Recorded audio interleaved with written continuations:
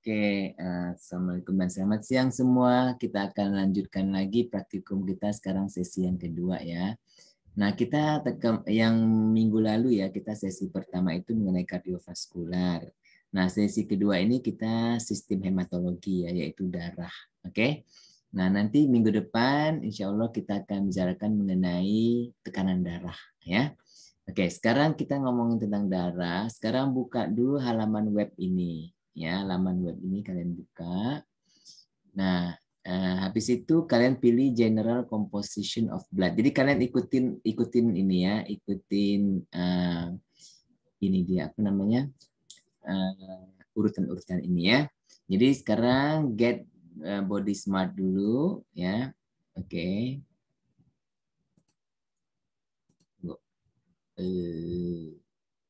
Share.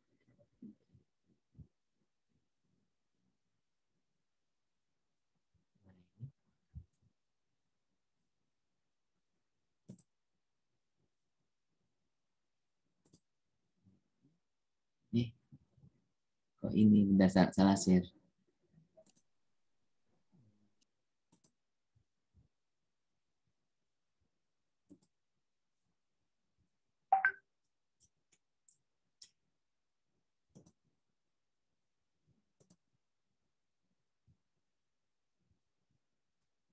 Nah, ini.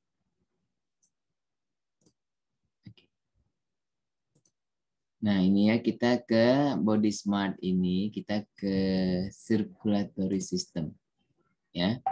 Nah, di circulatory system ini ada blood ya. Kita klik blood sini ya. Terus kalian bisa lihat kan yang saya sharekan ini? Sekarang kita Bisa, Pak. Pergi ke general composition of blood dulu ya. Nah, composition of blood. Jadi kalau kita ini ada tabung reaksi ini ya. Terus darah yang udah kita tampung itu kita masukkan ke sini ya. Darah itu warnanya apa? Merah ya. Kemudian kita akan sentrifus ya, kita sentrifus, apa yang terjadi? Kita sentrifus ya, kamu tahu sentrifus nggak? Ya, taruh ini tabung ini ke alat yang bisa muter itu loh ya. Alat itu bisa muter ya, sentrifus ya. Jadi kalau kalian sentrifus dia akan terpisah ya menjadi tiga bagian sebenarnya. Bagian yang bening ini ya dia akan terpisah jadi tiga bagian kalau kalian lihat ya. Ada bagian yang bening, bagian tengah ya putih ini dan bagian merah ya yang bawah. Oke. Nah, di bagian bawah dulu. Bagian bawah ini ya warnanya merah. Ini adalah sel darah merah ya. Sel darah merah atau bahasa medikalnya adalah eritrosit ya. Nah, sel darah merah itu biasanya adalah normalnya ya adalah 45% ya. Itu normalnya. Jadi kalau kalian lihat tabung ini dia kan 45% nih ya.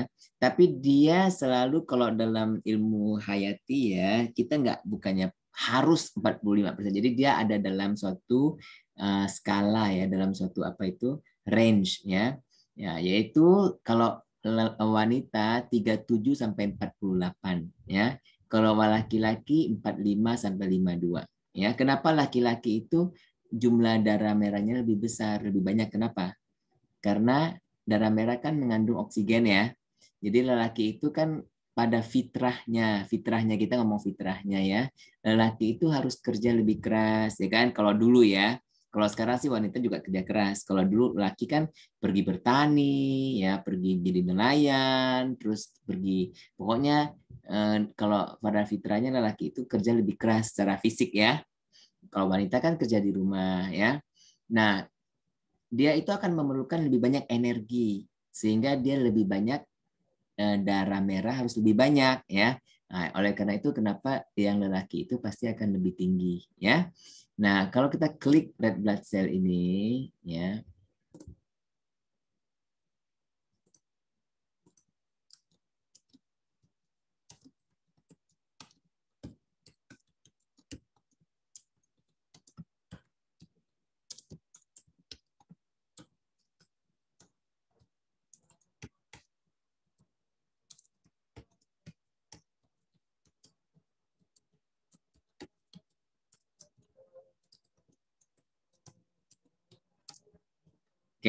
Kita lanjut lagi ya.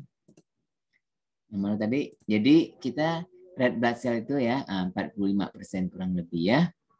Nah, kemudian yang bagian atas ini ya, bagian tengah dulu. Bagian tengah ini ya kita sebut Buffy coat, bahasa Inggrisnya Buffy coat. Ya, artinya apa? Suatu lapisan, coat itu kan lapisan ya, lapisan yang buffy. Buffy itu keruh ya, keruh putih gitu ya. Nah, dia ini apa sebenarnya? Dia ini adalah berisi sel darah putih ya. Kenapa sel darah putih itu disebut putih? Karena itu ya. Nah, dia dan juga segmen sel fragmen platelet ya. Jadi platelet itu trombosit ya, sama ya. Jadi platelet sama trombosit itu sama ya. Kira-kira dicampur antara platelet dengan sel darah putih ya, itu kira-kira 1% ya.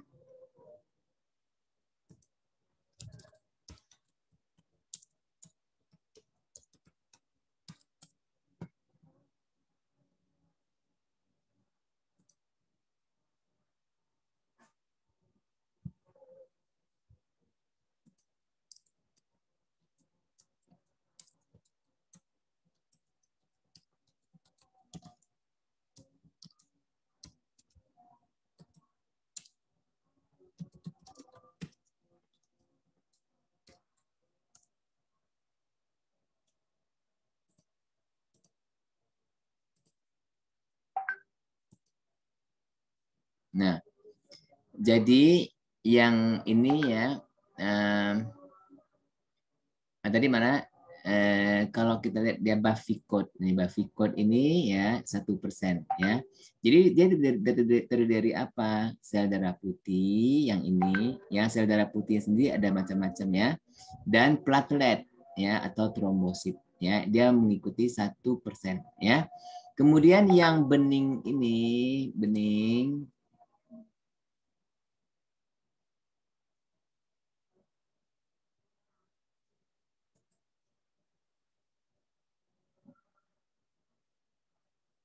sebentar ya.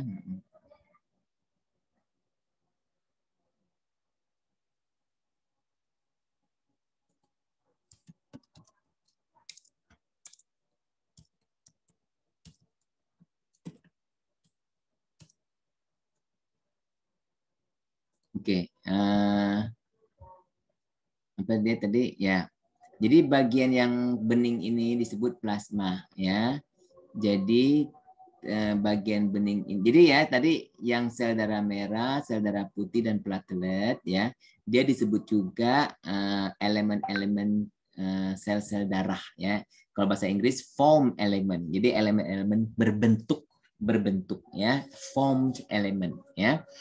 Nah, yang cairan bening ini di sini disebut adalah plasma ya, plasma. Oh ya, ini ada apa? Ada azan ya. Apa kalian mau sholat dulu?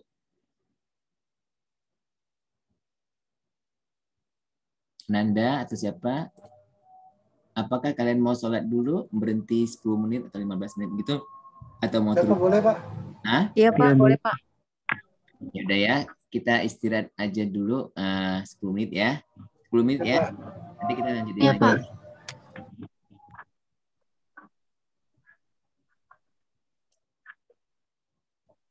Oke, jadi saya ulangin lagi, kalau plasma ini ya terdiri dari air 90-92%, kemudian zat-zat terlarut itu sekitar 8%, ya itu terdiri dari protein, di mana 7-9%, dan 1-2% itu zat-zat terlarut lain, ya seperti kan elektrolit, ya natrium, kalium itu semua ya, magnesium apapun juga elektrolit yang ada, kalsium ya. Nah, di sini protein ini termasuk albumin, termasuk termasuk ada faktor-faktor koagulasi ya. Jadi kalau kita lihat ini, nah zat-zat terlarut lainnya ya seperti zat-zat makanan, elektrolit ya, dan juga nitrogenous waste itu adalah zat-zat buangan ya yang mengandung nitrogen, karena hasil dari pemecahan protein ya. Dan juga gas-gas ya, di dalam darah kita ada gas-gas juga. Gas-gas yaitu kayak O2, CO2 ya. Dan ada zat-zat lain seperti hormon dan sebagainya. Ya, regulatory compound itu seperti hormon, enzim ya. Nah, sekarang kita akan pergi ke mana setelah itu? Ayo coba kita lihat. Setelah itu kita ke hematokrit test dulu, ke hematokrit test ya. Jadi kita akan ke sini circulatory system, ke blood, kemudian kita akan ke hematokrit test. Oke, okay? How and why it is performed. Oke, okay. Nah hematokrit ya, hematokrit itu kalau kalian lihat di apa hasil lab, kalau periksa lab ya, dia ada hemoglobin HB ya, atau HB atau HGB, singkatannya HB, hemoglobin. Ada juga HCT yaitu hematokrit ya. Nah hematokrit adalah persentasi ya sel darah merah dari keseluruhan darah. Tadi kita sudah tahu ya sekitar 35 sampai 45 ya. Di mana lelaki akan lebih tinggi yaitu 38 sampai 50 ya. Atau kalau wanita itu sekitar 40% yaitu 35 sampai 44. Oke. Nah, jadi hematokrit itu begini ya. Nanti kita presentasi, coba nanti kita kalau kalian lihat ini di sini. Nah, the test results are affected by, jadi apa yang mempengaruhi nilai hematokrit itu yaitu jumlah dari sel darah merah ya, dan kemudian juga ukuran sel darah merah ya, dan juga volume plasma ya. Nah, kalau tesnya rendah itu dapat menunjukkan bahwa sel darah merah kita kurang ya, atau micrositosis, kecil sel darah merahnya ya, ataupun plasmanya tinggi ya. Jadi maksudnya mungkin terlebih air ya, mungkin ada air yang bertumpuk gitu ya plasmanya, jadi lebih tinggi gitu ya. Nah, sedangkan tes yang tinggi ya dapat menunjukkan kebanyakan sel darah merah, jadi sel darah merahnya juga terlalu tinggi, terlalu banyak ya, nggak bagus juga, yang disebut policythemia ya, atau makrositosis. Makrositosis itu sel darah merahnya terlalu besar ya, terlalu kecil nggak boleh, terlalu besar pun nggak boleh juga ya, atau plasma volumenya rendah, misalnya orang itu dehidrasi ya, dehidrasi ya, misalnya diare terus dehidrasi sehingga volume plasmanya itu rendah. Nah, nanti dia akan lebih kental kan kalau rendah kan. Jadi dia punya hematokrit akan naik gitu ya. Nah, bagaimana sih cara tesnya hematokrit itu? Ya, pertama jari kita akan ditusuk ya. Jari itu tusuk jarinya, keluar darahnya ya.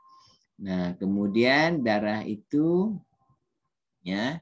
Kemudian darah itu akan diambil nih, darahnya kan keluar terus diambil di pipet kecil itu ya, disedot gitu ya. Nah, kemudian dia dimasukkan ke tabung ya, yang ada ini, tabung ini udah ada heparinnya ya. Nah, kemudian dia akan dimasukkan ke sini ya, ke tempat ini ya, diteteskan di situ ya. Nah, kemudian dia akan di sentrifus ya, sentrifus oke. Kemudian dia akan nah dia akan setelah sentrifus kan, ini kan tadi tabung kecil ini, terus kita sentrifus, apa yang terjadi? Dia akan terjadi pemisahan ya, dan pemisahan ini dia akan bisa dilihat ininya ya, bisa dilihat presentasinya ya, jadi presentasinya bisa dilihat. Oke. Nah,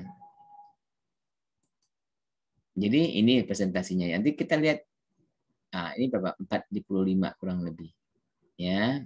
Oke, sekarang kita tes ya. Kita start quiz test. Oke? Boleh? Ya, Pak. Nah, tes. Oke. Apakah what is the HCT value ya? HCT itu singkatan dari hematokrit ya. Is it the normal range for adult males? Nah, ini kalau kamu lihat bacanya ini berapa? Kira-kira berapa? Berapa?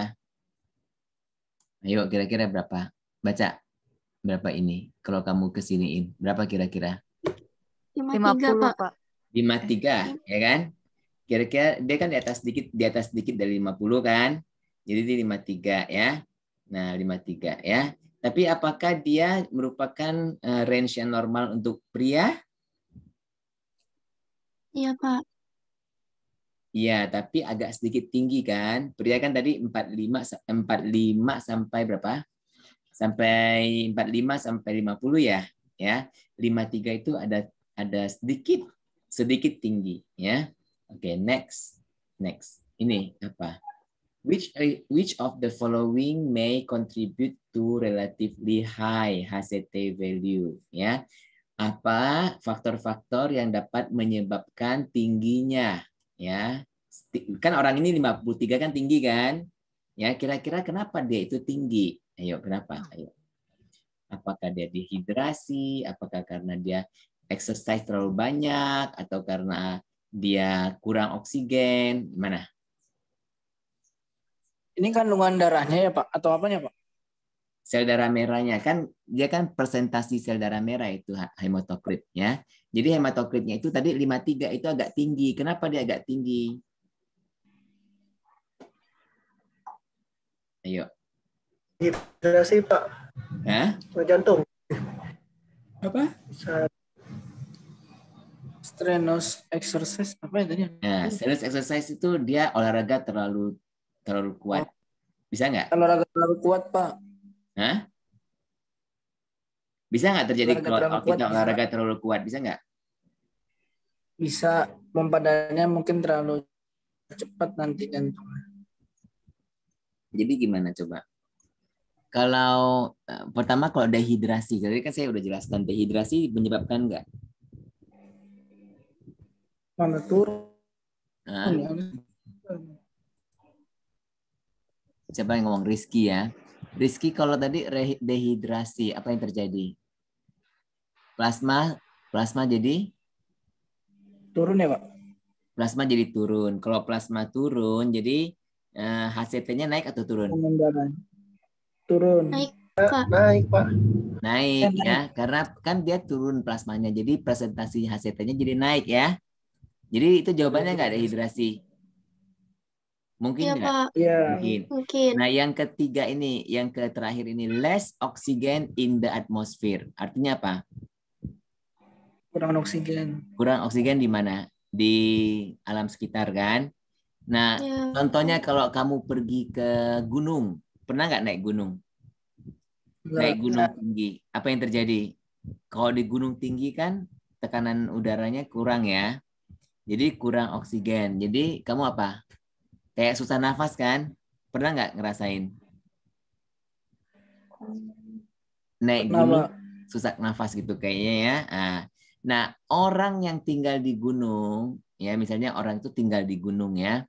Kamu pernah lihat nggak orang tinggal di gunung itu kayak mukanya itu merah-merah kayak orang bule gitu loh, merah-merah mukanya itu. Pernah lihat nggak? Misalnya orang yang tinggal di gunung itu ya. Kenapa? Karena mereka yang tinggal di gunung itu dia harus apa ya? Kalau kita pergi ke gunung hanya 1 hari 2 hari sih nggak apa-apa ya, nggak akan terjadi apa-apa. Tapi kalau kita pergi tinggal di gunung, kan di gunung oksigennya rendah. Jadi apa yang terjadi?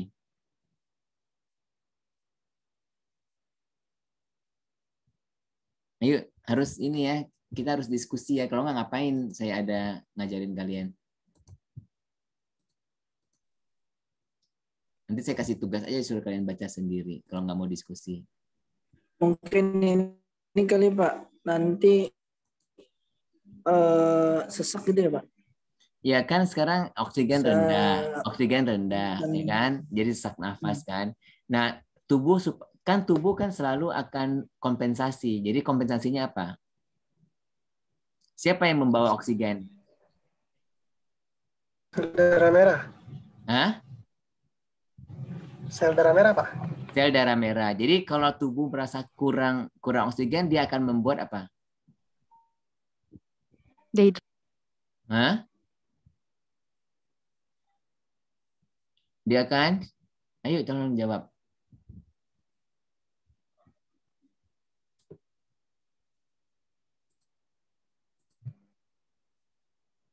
Dia akan membuat sel darah merah ya. Lebih ya. Jadi sel darah merah. Ini apa koneksinya jelek atau apa ya? Kalian dengar nggak sih ya? Iya Pak, dengar Pak. Ya, tolong dijawab aja deh ya. Saya malas deh kalau ngajar nggak dijawab ya. Jadi karena dia itu di tempat tinggi ya, dia perlu perlu oksigen. Jadi tubuh akan berkompensasi dengan membuat lebih banyak sel darah merah ya. Nah, jadi kalau dia lebih banyak sel darah merah, apakah hematokritnya akan naik? Iya Pak. Ya, jadi jawabannya Enggak. ini dehidrasi iya, ini juga iya kan. Nah, bagaimana dengan tiga ini? Tiga. Kalau yang pertama ini dia olahraga terlalu berat. Misalnya nih olahragawan nih ya, olahragawan. Kamu kira kalau olahragawan sama kamu, HB-nya tinggi mana? Tinggi olahragawan ya Pak? Iya, kenapa? Karena dia sehari-hari olahraga, jadi sehari-hari dia perlu oksigen lebih banyak kan? Iya. Nah, Iya Pak. jadi tubuh dia akan membuat lebih banyak Sel darah sel merah. darah merah, ya. Nah, jadi jawabannya 1, 2, 3 betul nggak? Yang ini. Iya Pak. Betul. Nah, jadi apa jawabannya? Betul semua. Betul semua. Coba kita lihat. Betul semua nggak ini? Korek ya, betul semua ya. Nah, ngerti nggak ini ya? Kamu jadi lebih paham nggak dengan ini, dengan exercise ini? Membantu nggak? Iya, Pak. Membantu sedikit sih Pak. Apa? Membantu sedikit. Sedikit aja. Saya baru join juga, saya jadi kurang ini. Apa? Baru join jadi agak kurang paham tadi dari awal. Ya, Nanti saya cek. Ya, itu salah kamu sendiri. Nah, sekarang kita selesai yang ini. Sekarang kita yang keempat ya.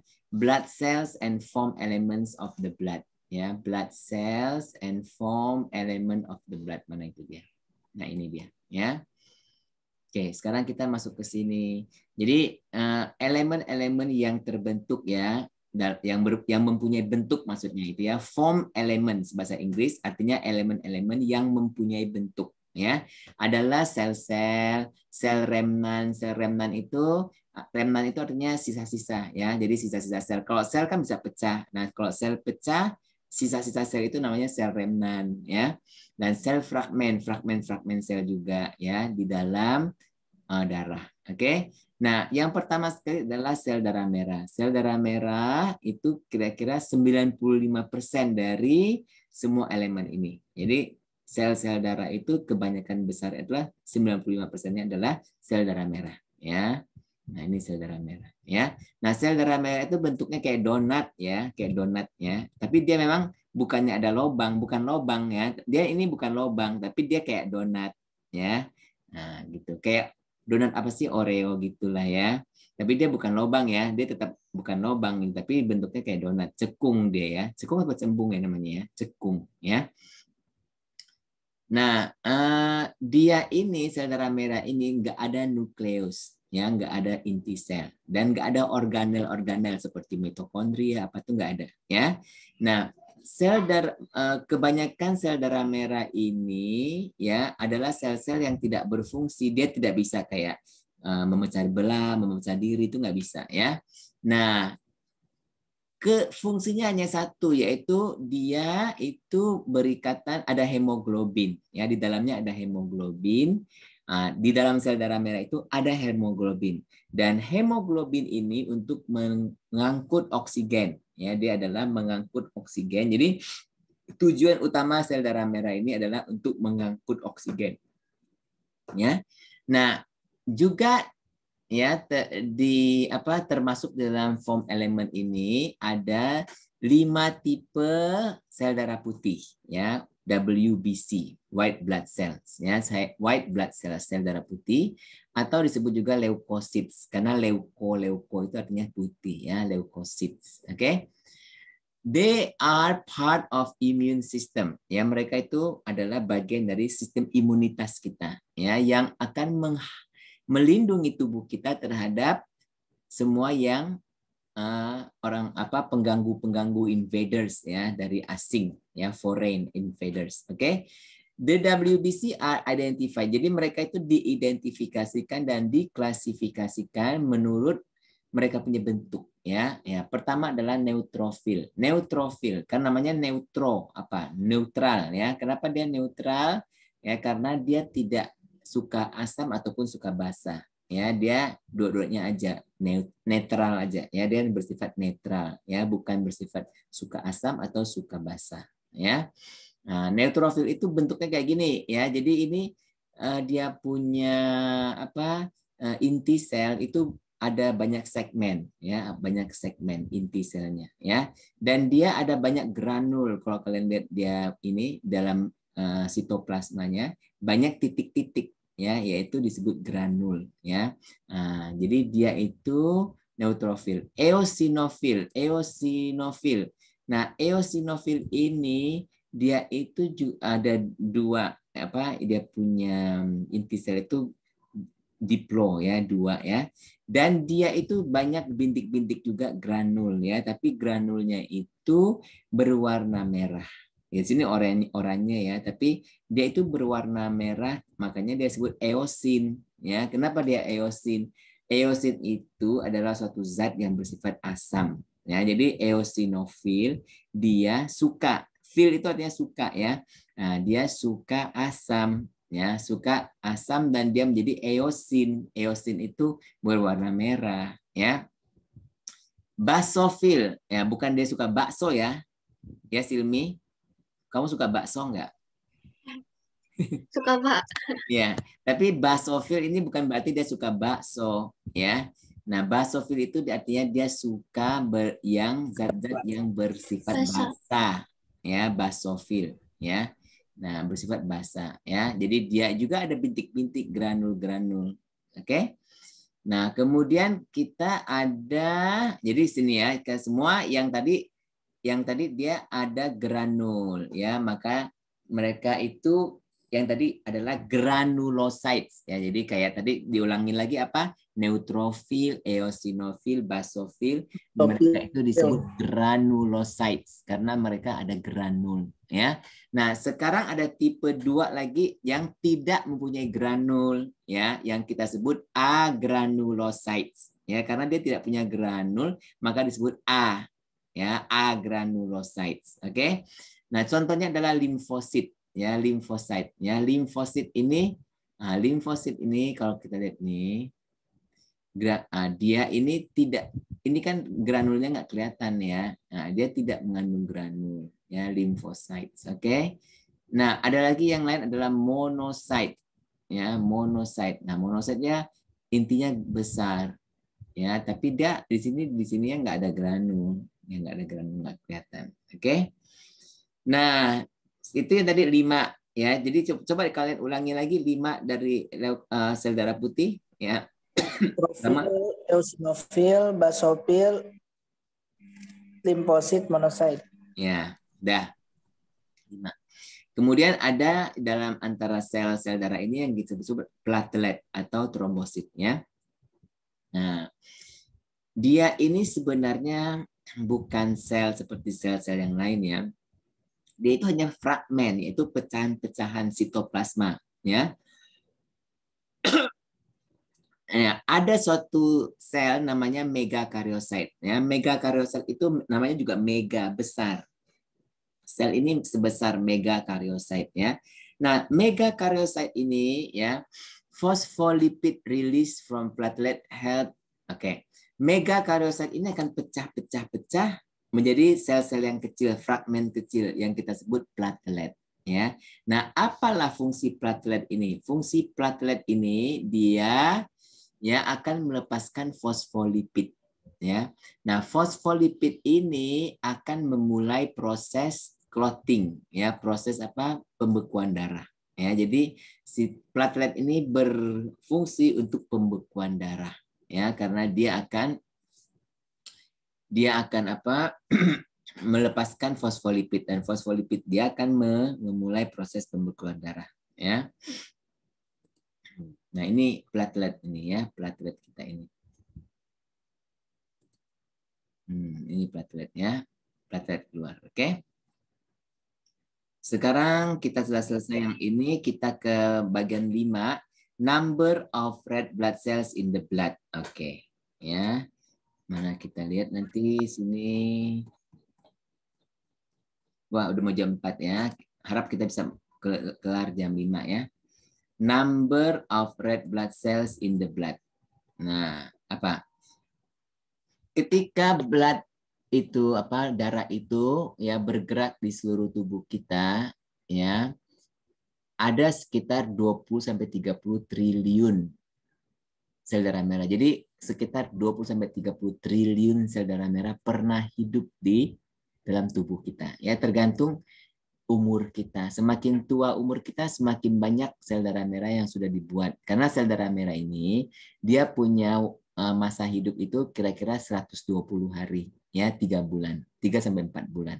4 bulan, ya. Jadi sekitar 4 bulan sel darah merah itu yang dia dibuat itu dia akan akhirnya dihancurkan, mati, ya, dihancurkan. Dan kita buat lagi yang baru, ya. Yang membuatkan adalah sumsum tulang. Yang menghancurkan itu di hepar, ya. Nah, dia akan buat lagi. Jadi satu tetes katanya small drop, ya, satu tetes darah, ya, kayak 1 milimeter kubik, ya, 1 cc itu ya, mengandung berapa? 1 cc satu drop, ya, satu tetes itu 1 cc itu ya, mengandung 4,2 sampai 5,4 juta. Ya, kalau saya sih saya hafalnya 4 sampai 6, ya, juta sel darah merah dalam 1 cc darah, ya, untuk lelaki. Untuk wanita sedikit lebih sedikit, ya, 3,6 sampai 5,0. Ya, tadi saya sudah jelaskan kenapa pria perlu lebih banyak sel darah merah, karena pada fitrahnya itu pria kerjanya lebih keras, ya, tapi sekarang sudah agak tidak jauh beda ya antara wanita dan pria. Betul nggak? Betul nggak? Betul, Pak. Ya, Pak. Ya, kalau dulu kan wanita hanya di rumah, pria itu yang bekerja di kebun, di ladang, sawah kan. Kalau sekarang kan enggak, ya. Sekarang pria juga banyak kerja di salon juga, betul nggak? Ada yang jadi TKI juga, Pak. Apa? Ya, Pak. Hah? Ada yang jadi TKI. Jadi apa? Nggak dengar saya. TKI, Pak. TKI, ya. Jadi ini satu tetes darah di satu glass slide apa tuh, kaca ya, apa namanya itu, preparat kaca ini ya. Nah, normal count-nya kita lihat normal count. Wah, jadi kalau kita masukkan dia di dalam satu ini preparat ini ya, satu tetes itu ya, kita lihat dia di mikroskop ya, kita akan dapatkan 4 sampai 6 juta kan? Ya, betul nggak? Dan di situ ada sel darah merah, ada sel darah putih, ya, ada platelet ya. Kalau sebelum dia dipisahkan ya. Nah, jadi karena sel darah merah ini kan tadi saya bilang nggak ada nukleus ya, nggak ada inti sel ya. Jadi dia dapat hidup ya sepanjang 120 hari ya. Dan setelah itu dia akan dipecahkan ya, dibuang ya, dan tubuh harus membuat lagi yang baru. Oke. Nah, jadi sekitar dalam tubuh kita ya, setiap detik, second kan detik ya, setiap detik dibuat 2,5 million sel ya. 2,5 juta sel ya. Nah, satu lagi alasan kenapa pada wanita sel darah merahnya lebih kurang. Kenapa? Kurang jumlahnya. Kenapa? Kan tadi saya bilang karena laki pada fitrahnya dia harus kerja lebih kuat, keras, itu satu. Tapi ada satu lagi alasan kenapa wanita itu ke sel darah merahnya lebih sedikit. Kenapa? Coba kamu pikirkan. Karena menstruasi bukan, Pak? Betul. Siapa yang jawab ini? Ufa, Pak. Ufa ya. Ya, bagus Ufa jawabanmu ya. Karena pada wanita terutama yang umur yang sudah umur menstruasi ya. Dia ada menstruasi sehingga dia akan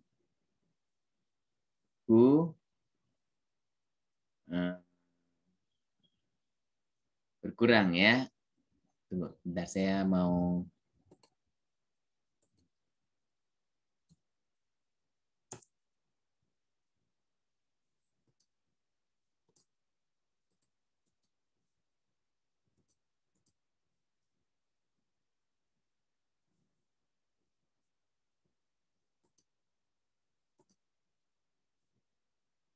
Oke. Apa saya mau ini? Oke.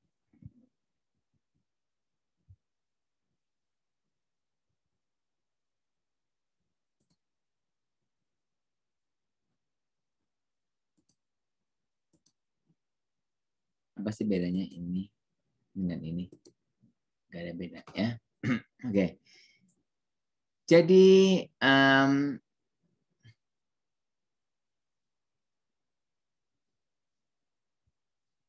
hemoglobin normal ya untuk pria itu 14 sampai 18 gram ya per desiliter. Karena hemoglobin ini terkandung di dalam sel darah merah. Jadi kalau sel darah merahnya kurang, hemoglobinnya juga akan kurang, ya kan?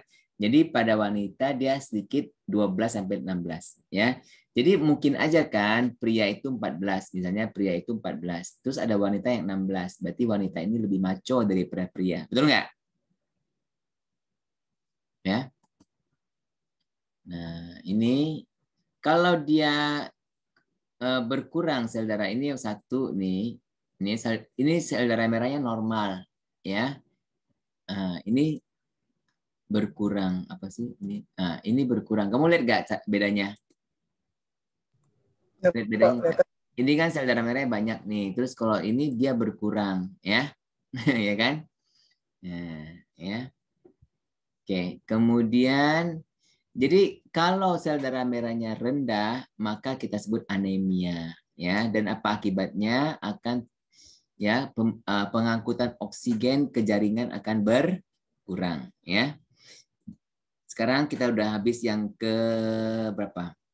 Kelima. Sekarang kita keenam. White blood cell differential test procedure, ya.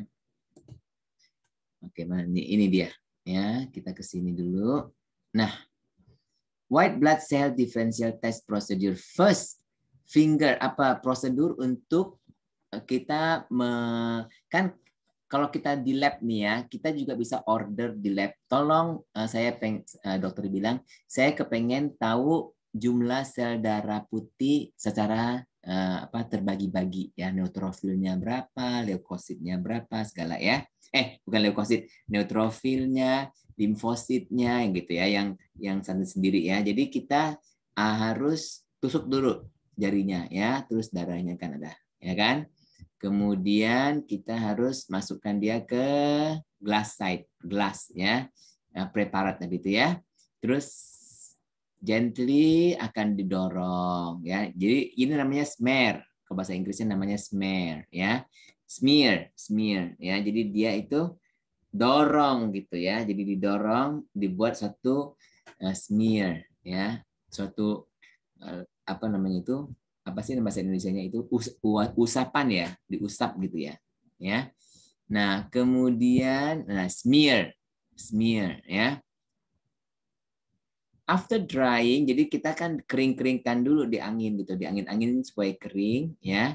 Nah, the surface, jadi yang apanya itu surface itu bagian atasnya dari ini ya, kemudian ditetesin dengan stain. Stain itu zat pewarna ya, ditetesin dengan stain, oke?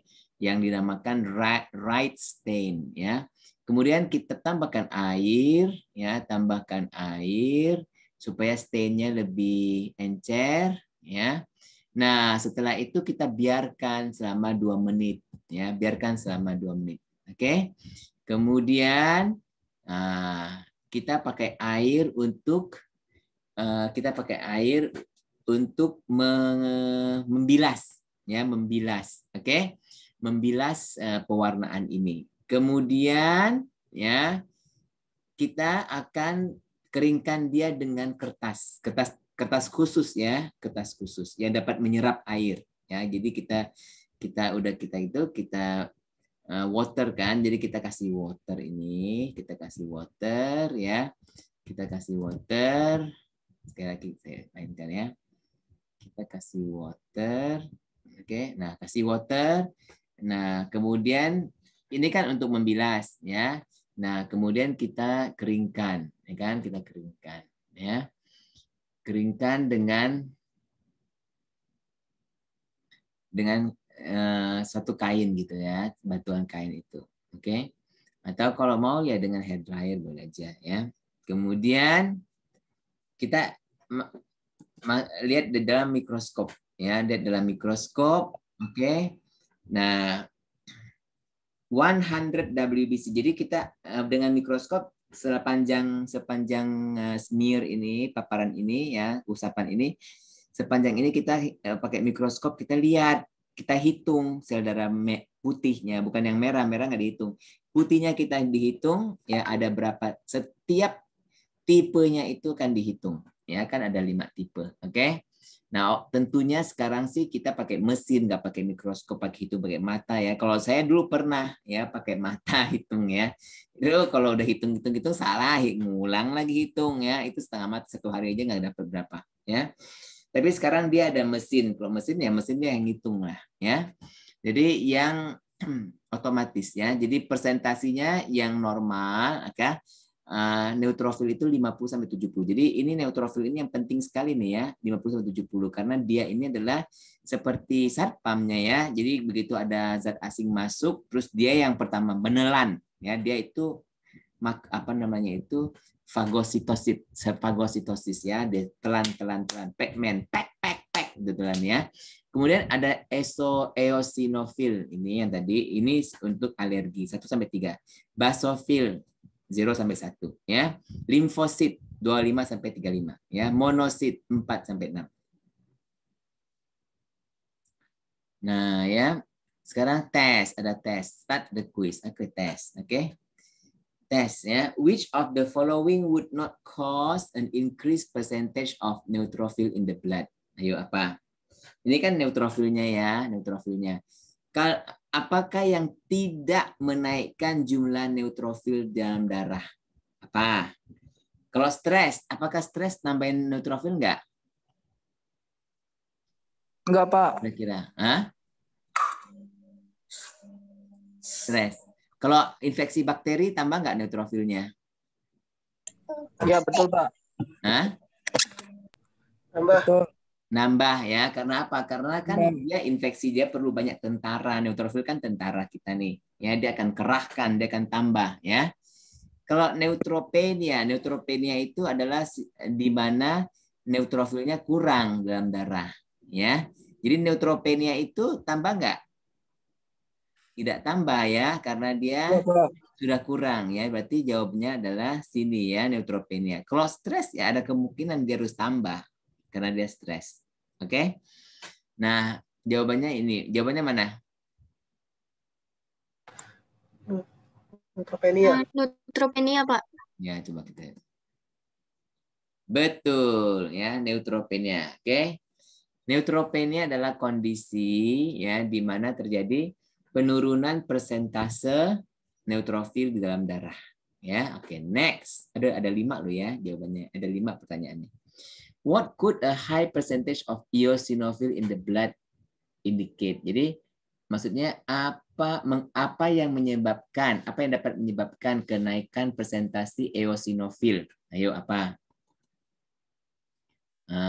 Hamilan atau alergi atau rheumatoid arthritis? Ayo, mana? Dia ada kaitan dengan alergi, udah jelas. Ada kaitan dengan alergi. Jadi jawabannya yang B udah pasti betul, ya. Rheumatoid arthritis kira-kira bisa nggak? Jawabannya betul nggak? Enggak, Pak. Jadi kalian tahu nggak apa itu rheumatoid arthritis? Yang infeksi apa tadi, Pak? Nah, rheumatoid arthritis itu kayak apa? Rematik ya, rematik karena inflamasi. Jadi, biasanya kalau inflamasi dia akan naik ya, dia akan naik. Eosinofil akan naik. Ya, tapi kan jawabnya apa? Jawabnya salah satu aja kan? Jawabnya salah satu aja kan? Yang mana yang paling betul? Itu A,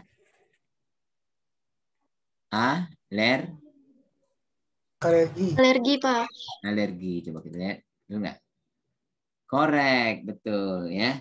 Next. Oke. Yang ketiga ya. A severe allergic reaction to food can cause increase in the percentage of which type. Kalau ada alergi terhadap makanan, kira-kira yang mana yang akan naik? Neutrofil kah, basofil kah, atau monocyte?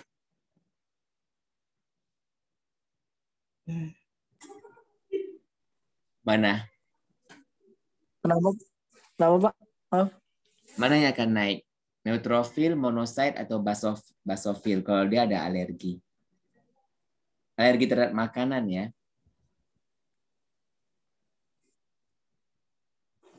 Basofil ya, Pak? Ada yang lain?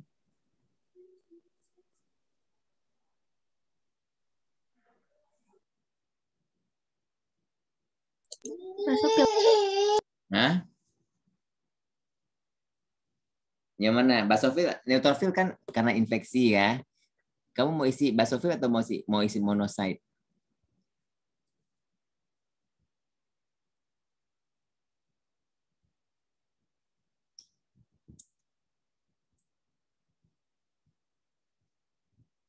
Jawab dong. Ya cepat, udah jam 4 lewat 10. 8. Itu. Ayo coba jawab. Salah satu aja jawab. Salah nggak apa-apa. Ya gak lu? Monosit. Monocyte. Lagi kita lihat ya. Betul nggak? Salah. Nggak bisa ini ya. Nggak bisa diulang. Aduh, mana tuh dia? Nggak bisa diulang lagi. Ini bukan sih, ini start quiz-nya. Jadi ini apa? Would not cost. Would not cost. Ini tadi jawabannya apa?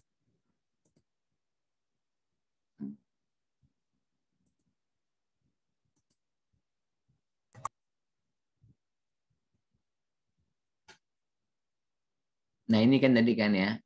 Jadi jawabannya apa tadi? Monosit kalau udah salah. Jadi jawabannya adalah Basofil, Pak. basofil. Ya, oke, basofil. Ya, correct. Sekarang Basofil, Pak. ya, next. What is the normal percentage of lymphocytes? Ya, apa persentase limfosit yang dalam darah yang normal? Mana? Kalau ini kan neutrofil, ya. Ini apa ini? 25 sampai 30.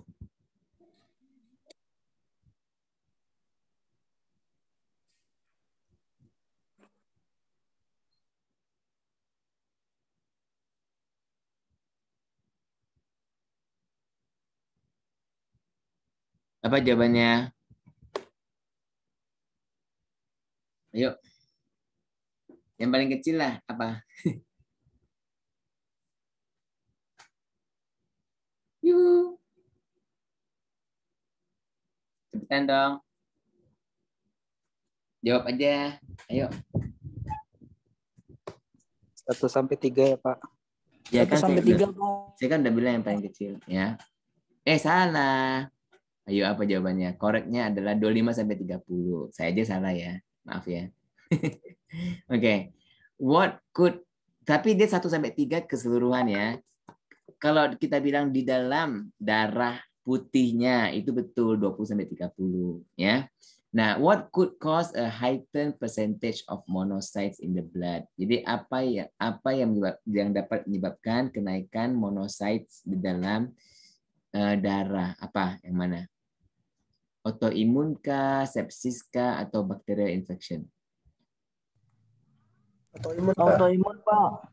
Autoimun ya, coba kita lihat. Salah lagi. Jawabnya adalah infeksi. Ya.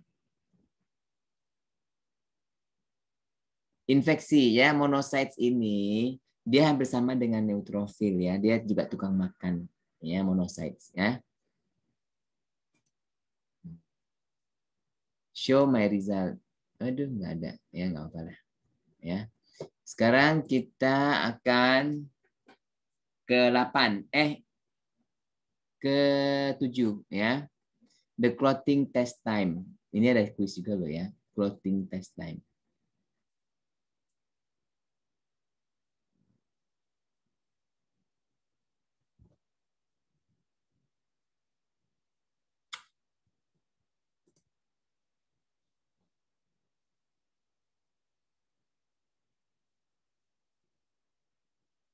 The clothing test yang mana dia?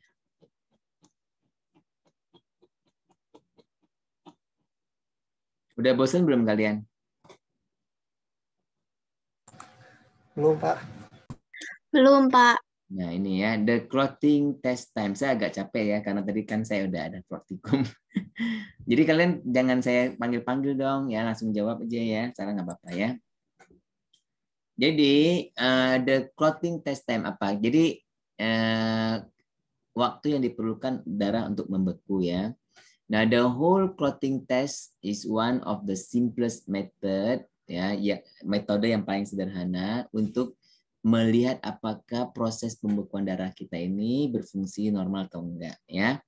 Ya, this test determines how long it takes to initiate ya intrinsic coagulation pathway. Jadi suatu pathway koagulasi ya. Jadi suatu jalan koagulasi intrinsik ya, ada intrinsik ada ekstrinsik kalau kalian lihat bahasa lagi di buku ya.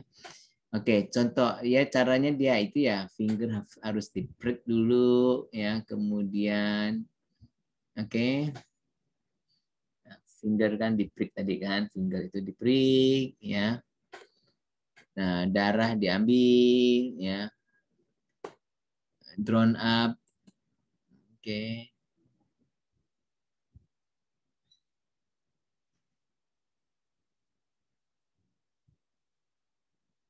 Ya. Dan yang penting juga darahnya itu harus masuk ke tabung yang tidak ada heparin. Karena ada tabung ada heparin. Ini tabung yang tidak ada heparin. Kenapa? Karena kita mau membekukan darah itu ya. Kalau ada heparin nanti nggak bisa beku darahnya. Ngerti nggak? Ya. Negative charges associated with the glass will initiate the intrinsic coagulation pathway. Oke. Okay, after 2 minutes, setelah 2 menit, ya, a portion of the blood tube is broken off. Okay, suatu porsi kecil ya dari si tabung reaksi itu ya akan dipecah gitu ya. Jadi gini, itu dipecahkan begitu. Ya ini kan tabung reaksi ini dipecahkan ya.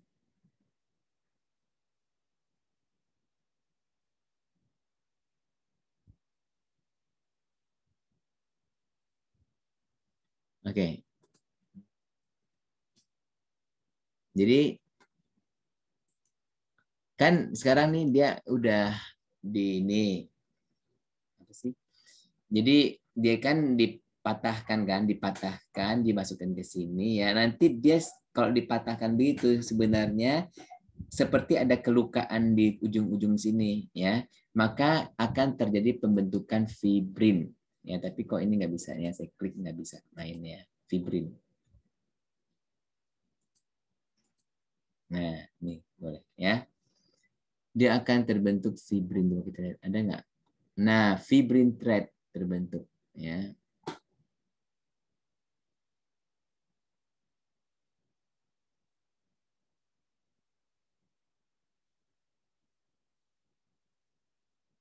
Ya. Kemudian apalagi? Nah, sekarang ada kuis di sini ya, ada kuis.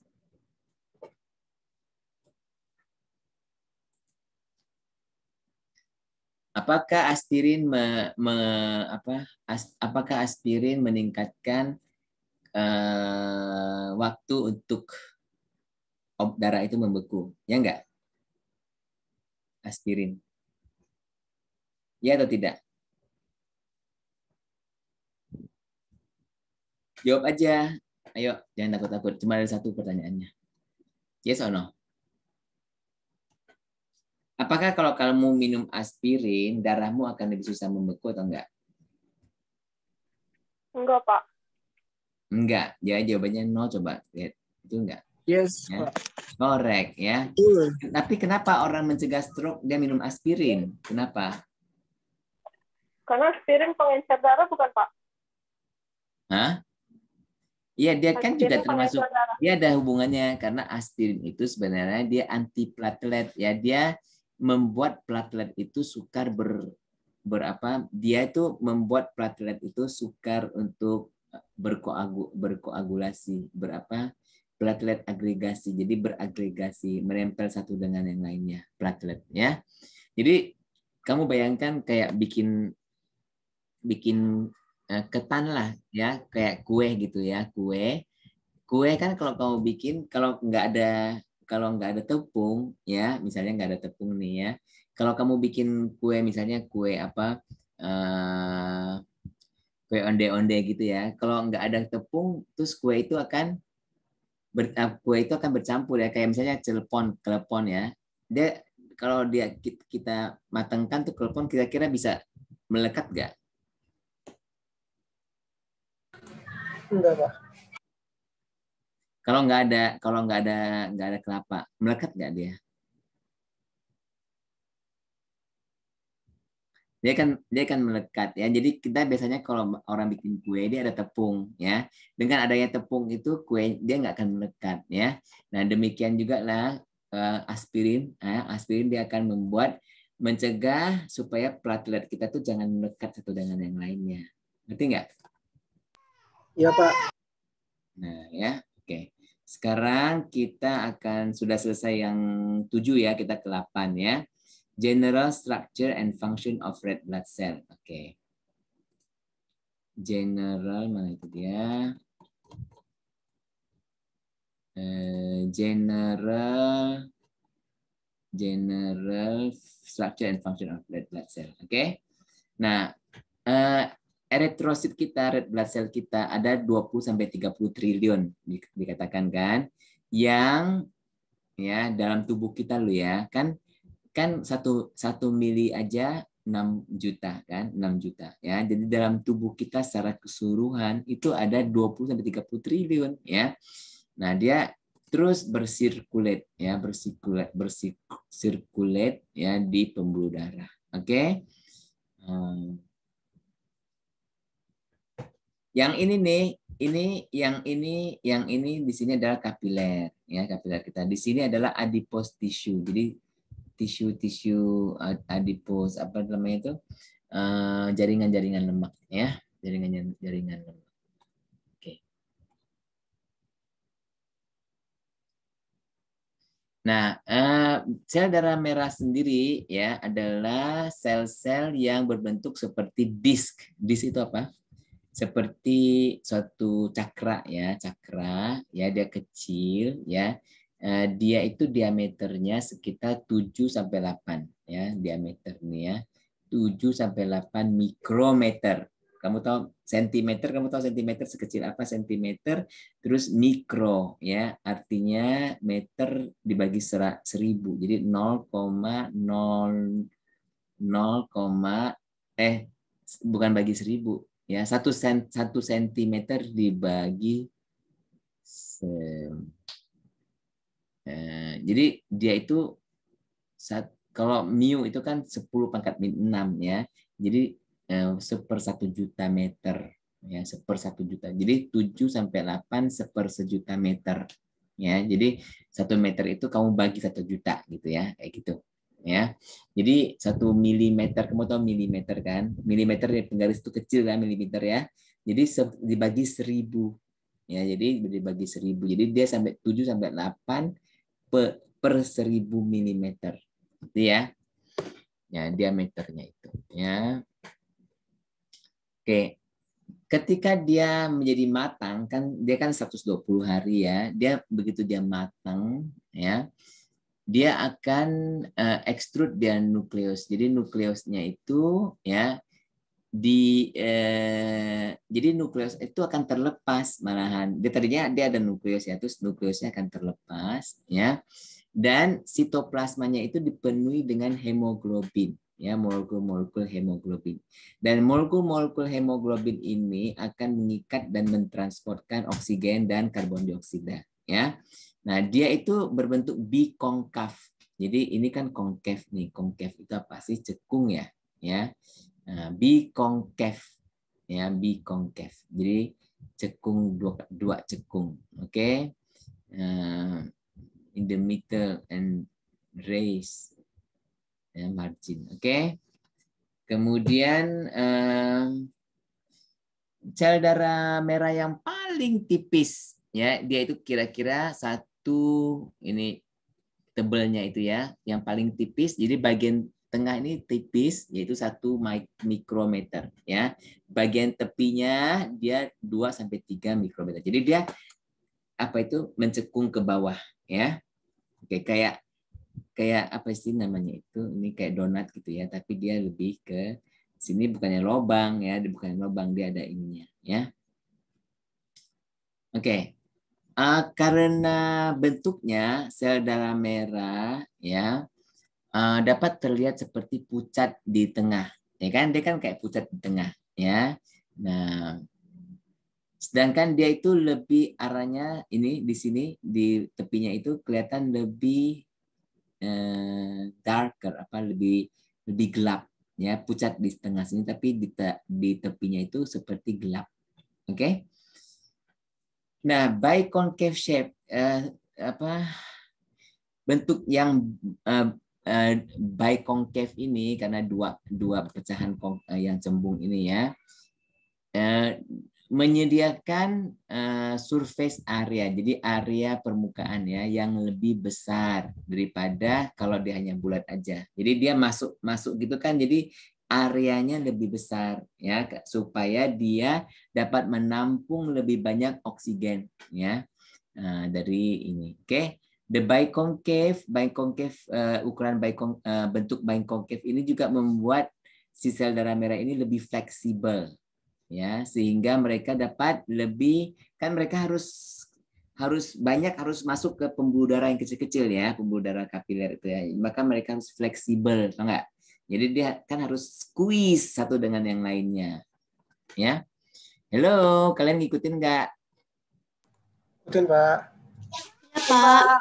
Aduh, saya capek banget nih ngomong. Kalian diam aja lagi. Nah, 8 sekarang 9 ya. Function of red blood cell. Oke. 9. Function of red blood cell. Mana ini dia? Kalau saya suruh kalian buat belajar sendiri, mungkin kalian nggak akan baca juga ya. Jadi lebih baik kita sama-sama deh. Mana dia? Oh, nggak ada. Ini dia ya. Function of the red blood cell. Nah, yang tadi kita sudah bilang ya bahwa sel darah merah ini tujuan utamanya adalah mengangkut gas-gas ya, terutama O2 ya. Dan dia ini ya in the process dia itu mengandung hemoglobin. Apa sih hemoglobin? Nah, inilah hemoglobin ya. Hemoglobin terdiri dari empat apa itu kayak 4 tangan gitu ya, atau ikatan ya. Nah, setiap sel darah merah ya membuat dan menyimpan ya sekitar 200 sampai 300 juta ya protein-protein kompleks. Satu sel mengandung 200 sampai 300 juta ya protein. Oke, yang kecil-kecil ya. Nah, there are so many that they take up about 1/3 of the cell volume. Jadi sel ini ya banyak mengandung protein. Ya, protein ya. Nah, jadi hemoglobin tadi udah. Nah, as blood flows through the tissue, jadi ketika darah itu mengalir ke jaringan, ya, hemoglobin akan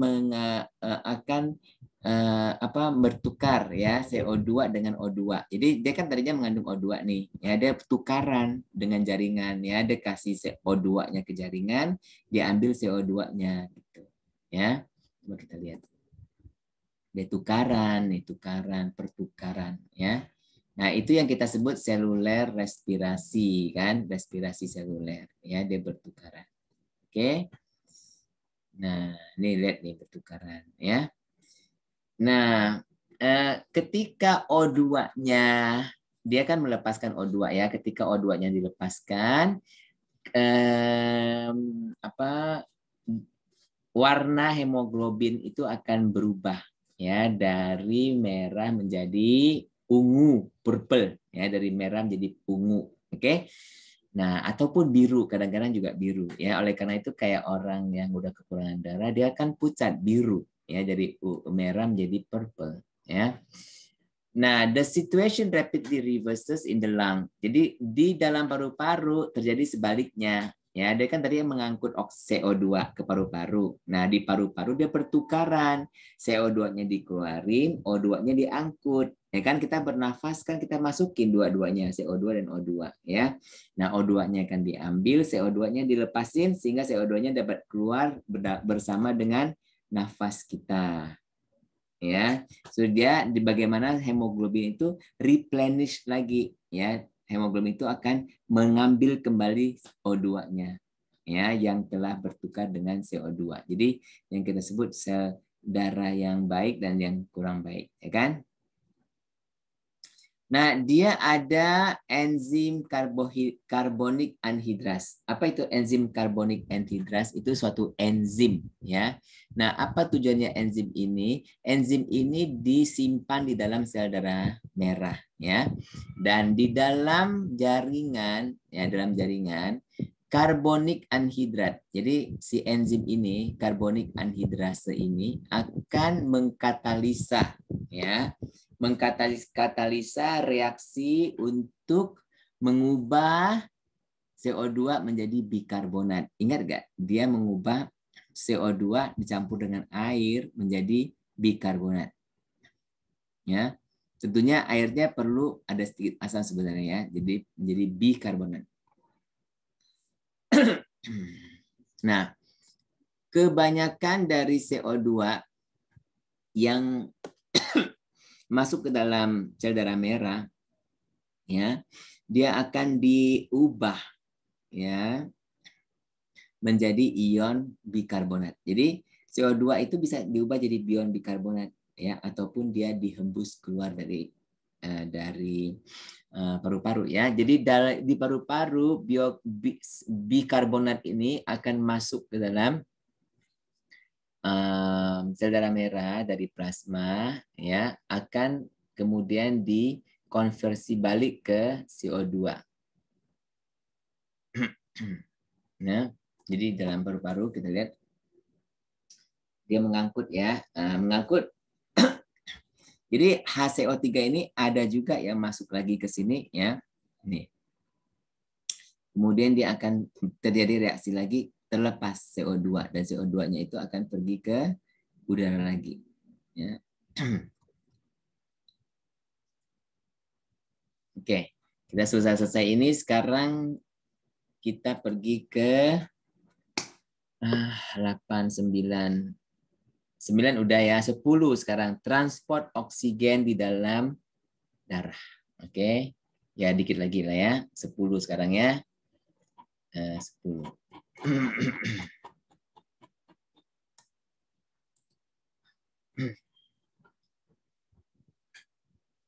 Transport oksigen dalam darah. Oke.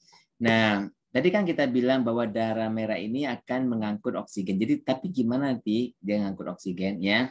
Nah, even though plasma makes up most of blood volume, meskipun plasma itu kan dia sekitar 55% ya dari volume darah ya. It transports a small number of oxygen molekul ya. Jadi plasma itu ada juga 2-3% dari molekul O2 ya.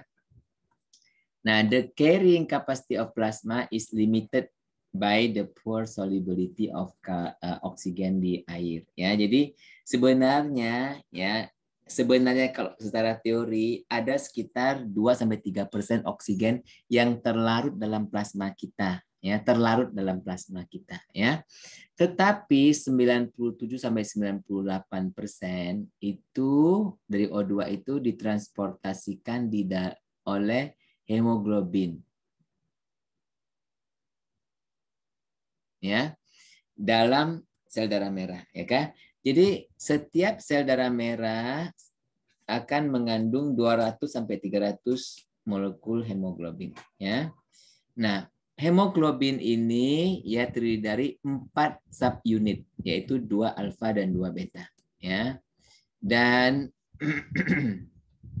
oke, jadi beta alfa, beta 2, ya. Dan setiap subunit ini ya akan membuat suatu polipeptida chain yang besar ya disebut globin dan small hem. Jadi ada 4 nih kan, ada 4 ya kan. Dia akan membuat hem itu yang ini, hem ini ya. Kemudian mana itu change ya. Chain ya. Dia ini 4 subunit, alfa 1 2, beta 1 2 ya. Oke. Atom besi ya, atom iron ini ya dalam setiap hem grup hem ini ya akan secara reversibel mengikat O2 ya, mengikat O2 secara reversibel. Oke. Nah, sehingga Hb ini ya dapat mengikat 4 molekul O2. Oke, dia dapat mengikat 4 molekul O2. Jadi hem ini ya diikat ya, setiap molekul ini mengikat 4 ya. Mana? Hb molekul can associate with 4 or 2 molecule. 4, 1, 2, 3, 4. Jadi 1 ini bisa, satu hemoglobin bisa 4 ya. The RBC are considered to be 100% correct. Sel darah merah ini dapat dipikirkan ya 100% jenuh ya kalau 4-4-nya terisi, dia itu sudah jenuh, artinya sudah penuh ya. Hb ini mengikat 4, sudah penuh dia ya kalau semuanya. Oke. Nah, ketika si sel darah merah ini circulate ya, jadi bersirkulasi ya, jalan-jalan mengikuti peredaran darah ya, Hb akan mengikat dan melepaskan O2. Nah, interaksi antara O2 dan Hb ya itu dipengaruhi oleh tekanan parsial oksigen ya pada cairan-cairan di sekitarnya ya, pada sekitarnya. Misalnya di alveoli kan di dalam paru-paru ada satuan terkecil itu namanya alveoli ya. Nah, di situ tekanan O2-nya tergantung situ ya. Jadi kalau ada blood ini ya, ini contohnya circulating sel darah merah ya. Nah, tergantung dari PO2-nya ya. Contohnya ini di dalam jaringan, dalam sel ya, sel di jaringan. Oke. Di mana kita lihat ya sini ya, circulate ini.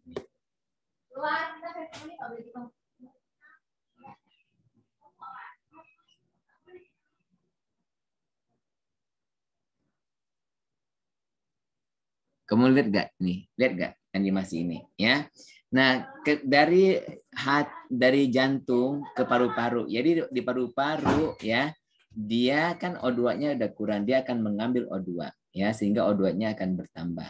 Ya, ketika dia masuk ke pembuluh darah ya, sudah ada O2-nya ya, tapi O2-nya kemudian akan turun dia ke sini lagi, terus nanti dia ditambah lagi oleh dari paru-paru ini ya. Nah, di dalam alveoli paru-paru ya, PO2 itu sekitar 100 mm Hg ya tekanannya ya. Sedangkan di dalam plasma itu sekitar 40 mm Hg. Ya, jadi lebih tinggi kan tekanan oksigen di paru-paru daripada di jaringan ya, di plasma darah ya. Nah, the pressure gradient, jadi ada perbedaan tekanan O2 ya. Itu akan menyebabkan O2 itu keluar dari alveoli itu dan masuk ke dalam darah kan. Segala zat itu pada fitrahnya akan mengalir dari yang banyak ke sedikit. Ngerti nggak? Yang banyak ke sedikit ya. Kayak air dia mengalir dari yang banyak ke sedikit. Jadi dia tekanannya tinggi di sini, dia akan mengalir ke sini ya. Fitrahnya. Ya, ngerti?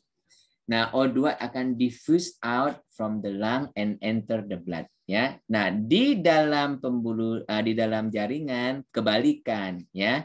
Dalam jaringan kan ini cuma 40 ya.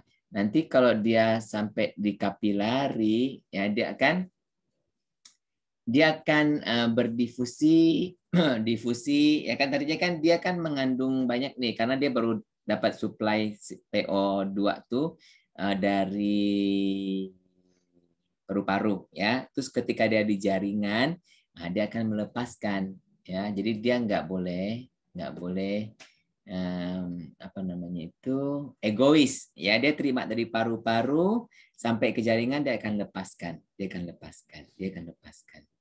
ya. Apa yang kau terima percuma-cuma ya, berikanlah dia percuma-cuma gitu. Ngerti nggak kalian ya? Jadi hemoglobin ini tidaklah egois ya. Apa yang dia terima cuma-cuma, dia berikan cuma-cuma. Pernah kau dengar itu ayat?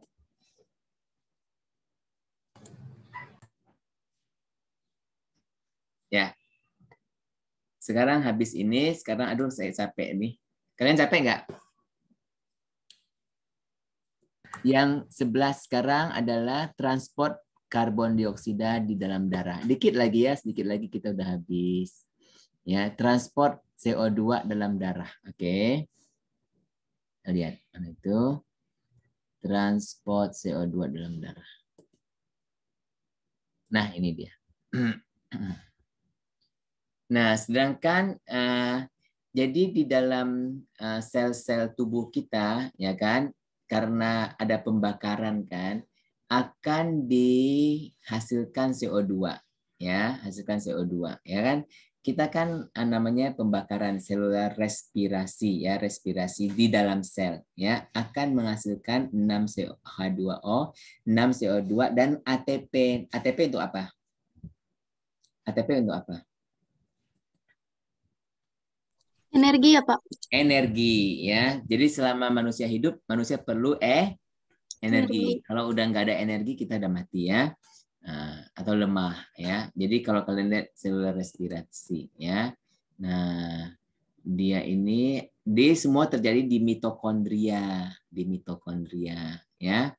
Nah, di mana ada glukosa akan masuk ya, dan oksigen dan sebagainya, dia akan menghasilkan karbon dioksida ya, air. Oke, yang akan menghasilkan ATP ya. Nah, jadi kalian sudah tahu bahwa CO2 itu diproduksi ya. Kalau kalian belajar biokimia ya, ada yang namanya siklus citric acid ya, asam sitrat ya. Jadi dia ini dari asetil-CoA dan sebagainya ya, yang banyak ini ya, dia akan menghasilkan CO2. Jadi secara ringkas bahwa CO2 itu dihasilkan dari metabolisme di tubuh ya. Nah, setelah itu akan dihasilkan ATP untuk energi ya. Nah, CO2 dan air kan dihasilkan CO2 dan air ya. Dia akan masuk ke dalam sitoplasma ya. Nah, CO2 ini harus dikeluarkan ya kan, karena dia sudah banyak ya. Jadi partial pressure-nya tinggi ya, sekitar 45 mm Hg ya. Nah, dia itu sekarang sedangkan di paru-paru itu sekitar 40. Jadi dia ada sedikit lebih ya. Sehingga dia akan menuju dari yang lebih ke yang kurang ya, dan dia akan move into the plasma. Oke, lihat deh. Ya. Jadi dari darah itu 40 ya, dari jaringan 45 malahan ya, lebih besar jaringan ya. Dan dia akan berpindah dari mana? Dari jaringan ke pembuluh darah ya. Move dari plasma ke tisu, kok into the plasma ya. From tissue to plasma karena lebih banyak ke tempat yang lebih dikit ya. Kemudian CO2 dengan air akan menjadi H2CO3 ya. Dan oleh karena enzim yang tadi itu ya, dia akan mengubah lagi menjadi bikarbonat ya kan, bikarbonat ya. Jadi ini ada bikarbonat ya. Jadi tisu sel ini dia menghasilkan di bikarbonat karena ada carbonic anhydrase. Oke. Jadi ada bikarbonat dan jadi CO2 dikonvert ya, diubah menjadi bikarbonat, ion bikarbonat ya di dalam sel darah merah. Oke. Nah, ketika bikarbonat itu dihasilkan, nah H+ dari ion itu ya akan mengikat hemoglobin ya. Dan juga bikarbonat ion itu juga sangat larut dalam air ya, masuk ke dalam plasma ya. Nah, di dalam dalam paru-paru ya terjadi reaksi yang sebaliknya ya. Jadi di paru-paru itu CO2-nya berkurang ya. Menyebabkan HCO3 ya, jadi ion bikarbonat itu akan masuk kembali ya ke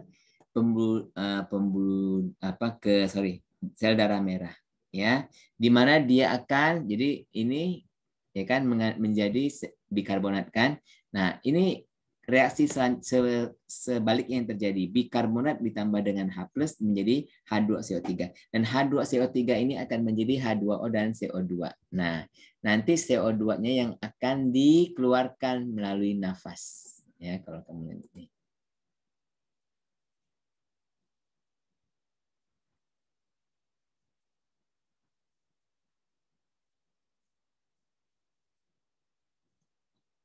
Ya, reaksi reverse kamu lihat. Jadi CO2 ini dia menghasilkan CO2 ya, dan CO2-nya ini akan pergi ke mana? Pergi ke paru-paru ya.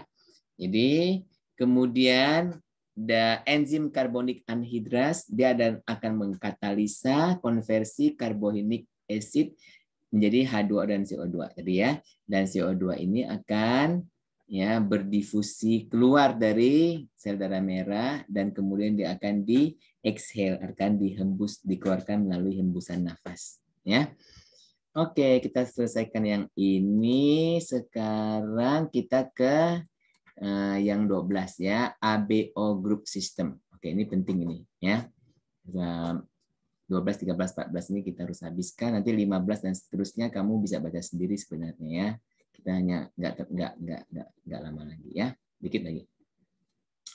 Nah, sekarang kita ke ABO group system.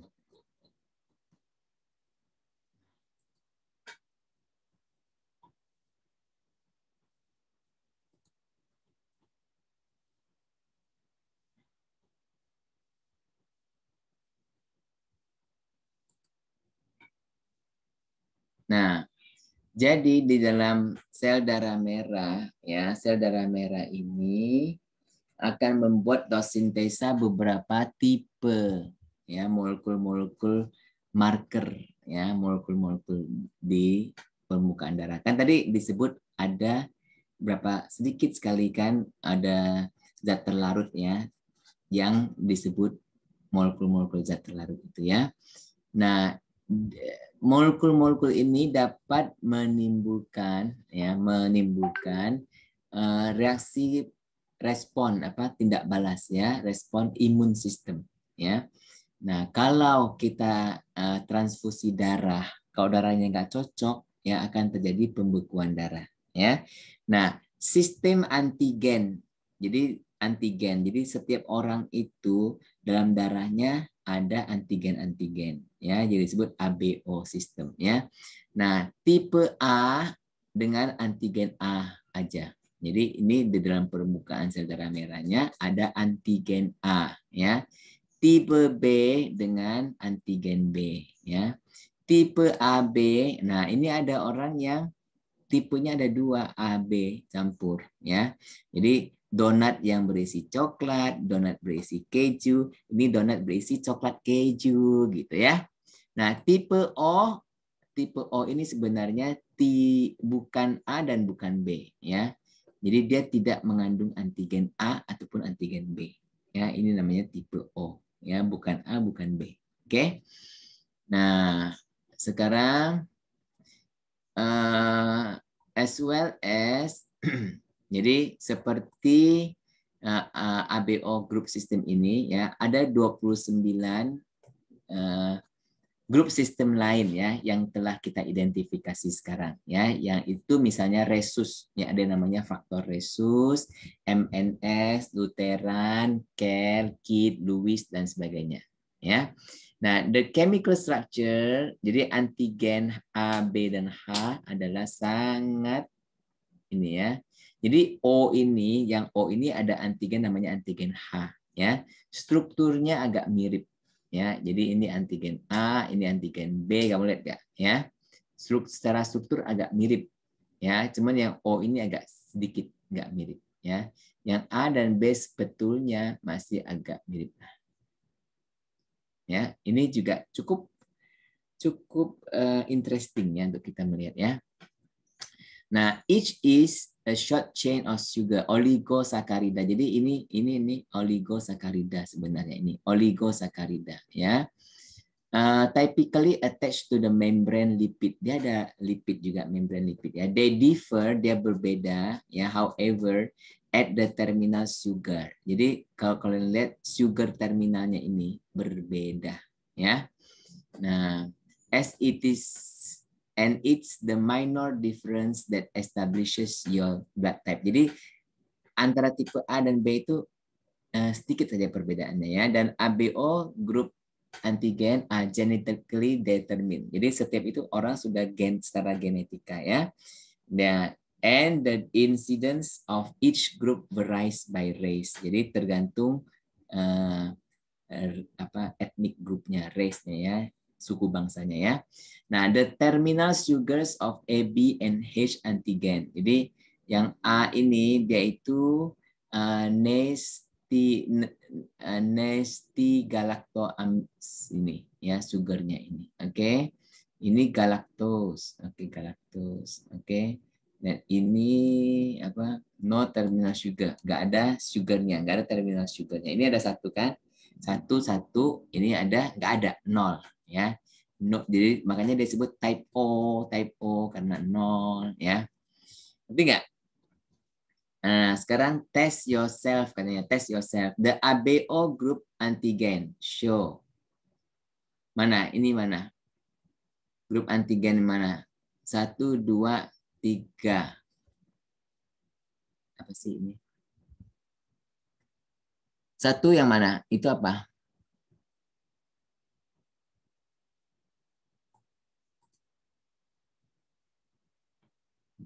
Jadi ini jawabannya ya. 1 itu N-acetyl galactose. Ini B itu galactose ya. Ini sugarnya ya. C itu no terminal sugar. 3, 4 tipe A, tipe B, tipe AB dan tipe O ya. Alright, habis ini sekarang kita ke how blood type is determined ya. How blood type is determined. Habis itu kita ada quiz, habis itu satu lagi ya, kita selesaikan yang ini. Oke. Kita how blood type nggak ada di sini. Halo, apakah kalian masih dengar nggak ya? Masih, Pak. Masih, Pak. Lagi ya, how blood type is determined. Oke. How blood bagaimana caranya blood type itu diketahui ya? Pertama kita harus sediakan ini apa slide ya, glass slide kaca ini ya, dan kita harus bagi dia ya, bagi dia menjadi RH, B dan A ya antigen. Oke. Kemudian habis itu kita harus apa? Tusuk ini, keluarkan darahnya ya, tetes darahnya. Kemudian kita dropkan tetes darah itu ke RH B1A1. Jadi minimum harus ada 3 tetes ya. Kemudian kita tambahkan anti RH, anti B, anti A ya. Kemudian kita akan lihat ya. Nah, the antisera typically contain plant protein that react similar to bodies on IgM and IgG antibody. Ya, antisera mix. Jadi kita lihat tunggu waktunya. Nah, kita lihat kita pakai apa tusuk gigi ini kita campur-campurin dia, campur-campurin ya. Nah, kita lihat ya kan? Tadi kan dia ini anti RH. Kalau RH tadi kita belum ngomongin tentang RH sih ya. Kita belum ngomongin tentang RH. Nggak apa-apa, nanti kita masuk ke RH ya. Atau sekarang masuk ke RH dulu deh. Tadi terbalik kita nih ya, belum ngomongin RH dulu. Kita ngomongin RH dulu deh. Nanti kita ulang ke sini lagi ya. Terakhir kita ngomongin RH dulu.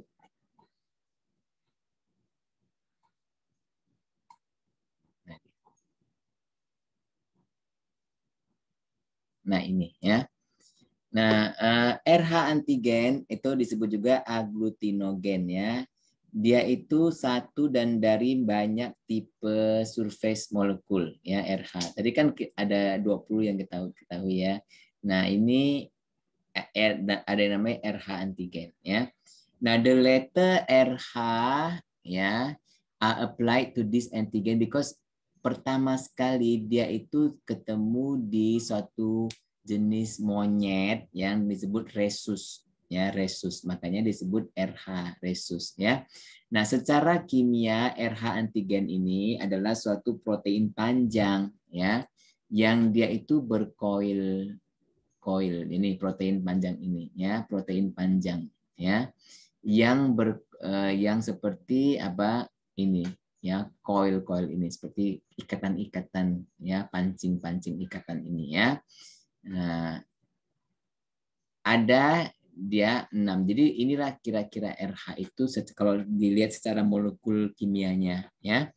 Kemudian sequence amino asidnya, asam aminonya on extracellular, kamu bisa lihat ini sequence-nya itu loh ya, 3 4 5 6 ya.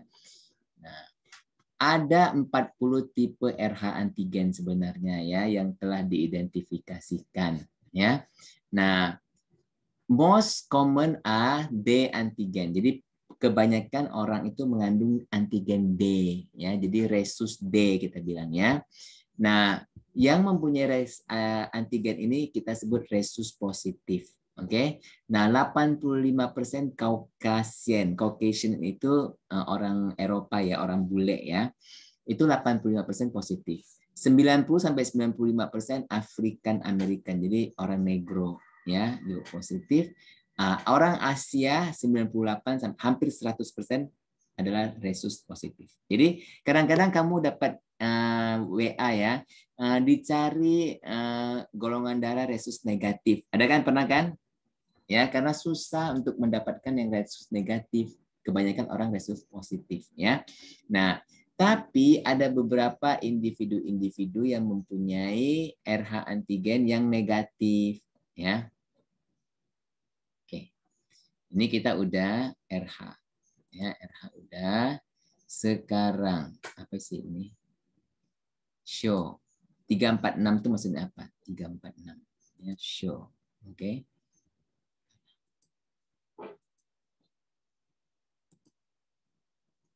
Enggak berfungsi ya. Oke, kita kembali lagi tadi kepada apa tadi yang kita tadi itu testing ya, testing itu testing of Ini dia. How blood type is determined ya. Nah, kita selesaikan ini ya. Kita sudah sampai sini tadi. Jadi antisera di mix ya. Kita mix, sudah mix kan. Mix dengan ini udah mix. Kemudian kalau dia RH-nya positif, dia akan ada ini aglutinasi ya. Aglutinasi, kita lihat aglutinasi. Nah, ini small clump. Clump-clumpnya itu kecil. Pembekuannya itu ya. Nah, itu RH-nya positif ya. Kalau dia membeku di sini di B, berarti dia apa? Ini dia AB. Kenapa? Karena A dia beku, B beku. Jadi dia AB ya. Nah, bagaimana kalau misalnya dia O, golongan O? Bagaimana kalau dia golongan O? Ayo, Silmi. Ya, Pak. Kalau dia golongan O, dia beku nggak sini? A sama B beku nggak? Dia tidak akan ada gumpalan ya. Kalau dia golongan O, nggak ada terjadi gumpalan karena dia nggak ada antigennya kan, ya. Ya, Pak. Nah, kalau dia di B ini dia menggumpal, berarti dia ada antigen B ya. Jadi dia golongan B ya. Dia kalau di A ini dia menggumpal, dia berarti golongan A. Ngerti nggak? Ya. Nah, kalau dia dua menggumpal, dia berarti golongan AB ya. Dan coba kita start kuisnya ya. Nah, orang ini golongan apa? Coba orang ini. Dia resipien nih. Resipien artinya yang menerima darah. Ya, ini yang menerima darah. Ini yang menerima donornya. Nah, jadi pertanyaannya resipiennya itu golongan apa? AB ya, Pak. Hah? AB po? AB AB positif. positif ya. Tapi dia terima apa? Yang diterima apa?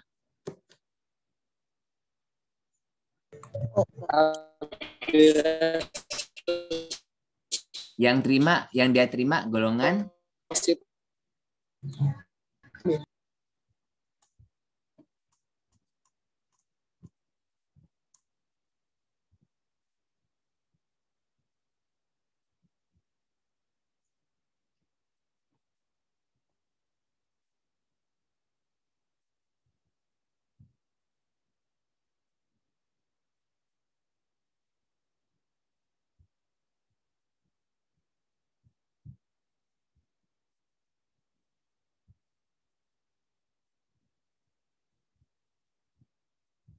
yang golongan darah donor itu apa? Donornya apa? Golongan darahnya. Yaitu B ya. Kalau AB bisa terima golongan darah B enggak? Bisa, Pak. Bisa ya. Nah, jadi golongan darahnya AB betul enggak? Betul ya. Next. Kalau donornya golongan apa tadi kita bilang donornya? Negatif, Pak. B negatif ya. RH-nya kan negatif. Jadi yang kalau kita positif RH-nya kita bisa terima yang negatif, nggak masalah ya. Nah, dia adalah golongan B negatif, betul nggak? Correct ya. Next. Do the result indicate compatibility? Compatible nggak? Bisa nggak? Dia terima darah sini. Ya atau tidak? Tidak. Hah? Tidak. Dia AB. Dia bisa terima darah B nggak? Bisa. Bisa. Ya, yes. Oke, correct ya. Jadi dia bisa terima darah ini. Ya, jadi yang resus positif boleh terima darah resus negatif. Ya. AB itu universal resipien, bisa terima semuanya. Ya. Jadi kita telah selesaikan sampai 14 ya. Sekarang kita sebenarnya bisa buat yang 15 tapi kamu buat sendirilah ya. Bisa itu ya. Saya kasih contoh aja. Kasih contoh ya. Jadi kan kamu buka halaman web ini udah saya buka ya, udah saya buka halaman web yang ini. Ya, web yang ini. Bagaimana itu? E-science ini loh ya, web sini ya. Nah, jadi yang kemarin kan sini kan, sekarang kita ambil yang blood ya. Nah, udah ambil yang blood ini. Terus kamu baca ini tadi kan udah sih sebenarnya ini ya, tapi ini hanya mengulang aja dari website yang lain ya. Kamu baca apa sih blood ini bla bla bla. Terus kamu copy ya dan kamu paste ya. Nah, di sini juga ada juga kamu copy juga bisa kamu paste ya. Kemudian tipe blood kan tadi udah erythrocyte ya, ini sekarang. Terus kamu copy and paste ya. Jadi monosit, jadi kan kita belajar monosit nih ya. Monosit dia itu adalah makrofag juga, dia juga fagositosis ya. Nah, dia juga menyebabkan produksi sitokin ya dan antigen presentasi. Jadi berguna nih, monosit ini sangat berguna juga untuk perlawanan pada bakteri dan virus ya. Kemudian blood type. Nah, blood type dan ini udah dari kita ya. Kemudian knowledge check. Ayo. Leukosit itu juga disebut white blood cell, ya kan? Next, ya. Terus ini hematopoiesis, ya. Pembuatan sel darah. Oke. Kemudian blood type. Ini tadi kita udah ini blood type ini, ya. Blood type grup A ini gimana? Ada antibodinya, ada anti B, antigennya ada A, ya. Jadi dia ada anti B, ya, tapi dia ada antigen A. Yang ini grup B dia ada anti A, tapi dia ada antigen B, ya. Nah grup AB dia nggak ada antibody dan dia ada antigen, ya. Grup O dia ada antibody, tapi dia nggak ada antigen, ya. Nah itulah Tuhan ciptakan ini begitu indahnya, ya. Kemudian kita next untuk apa? Next untuk ini udah nggak usah, yang tadi aja ya kamu ikutin. Kemudian kita knowledge check ya, knowledge check udah. Oke. Nah lepas itu kita ke bagian lab ini ya, lab begin drill. Coba kita quiznya ya. Kamu answer quiz ini. Which component account for the largest portion of blood? Which one? Yang mana? Plasma. Plasma ya. Next. What molecule is used to transport oxygen? Apa? Hemoglobin, Pak. Hemoglobin ya. Bisa nggak sih diklik? Nggak bisa.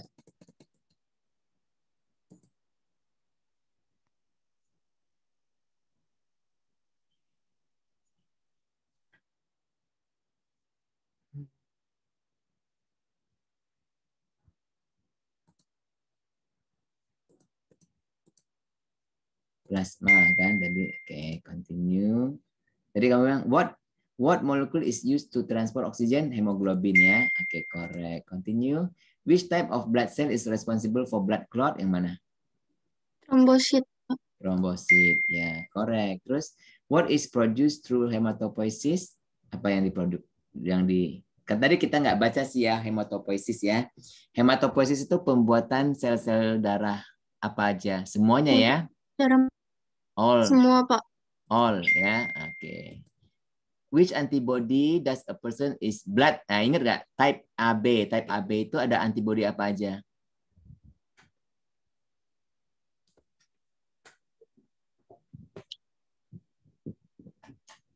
Ada antibody nggak type AB punya orang? Nah, ingat nggak tadi? Tadi kan secara sekilas kan saya kasih lihat tuh. Ya, jadi type AB ini dia nggak ada antibody ya, dia nggak ada antibodinya, ya kan? Oleh karena itu dia bisa terima darah A atau darah B, ya. Jadi none. Oke, correct, finish ya. Nilai kita 100. Oke. Kemudian kita pergi kepada assignment procedure ya, yaitu blood typing. Nah, blood typing ini kalian hanya baca aja ya. Ternyata kita nggak bisa buat karena kita kan nggak di lab ya. Tapi kalian baca ini ya prosedurnya yang tadi kita udah lihat ya. Nah, insya Allah kalau ada bahannya nanti minggu kedua Juli kita bisa buat ini lab ini ya. Mau nggak? Ya, Pak. Tentukan golongan darah ya sendiri ya. Oke lah, begini saja ya. Ada pertanyaan nggak? Jadi kalian ini new share ini ya. Jadi mengikuti ini kita sudah selesai 14, 15 udah. Ya, kalian baca ya 15. Jadi copy and paste seperti ini, ya. Kemudian terus next dan kamu copy and paste saja semuanya ke bawah ini untuk laporan kita, ya. Nah, kemudian kamu drill ini kerjakan kuis tadi udah kita kerjakan. Terus buka eksperimen 4, ya. Nah, dan kalian baca saja ini, ya. Kemudian laporan jawab pertanyaan dengan singkat, ya. Ini ada beberapa jenis penyakit kelainan darah yang sering dijumpai di rumah sakit dan klinik. Jelaskan definisi dan karakteristik kelainan darah di bawah ini. Sel darah apa aja yang kurang dan kelebihan. Ya, contohnya mikrositik anemia. Kira-kira apa itu mikrositik anemia? Anemia kan berarti kekurangan sel darah merah. Mikrositik artinya dia sel darahnya kecil, selnya kecil. Ya. Nah, biasanya ini terjadi karena kekurangan zat besi, ya, atau kekurangan hemoglobin, kekurangan zat besi. Jadi selnya itu jadi kecil, gitu ya. Nah, kalian isi terus ini, baca aja di Wikipedia, ya. Oke.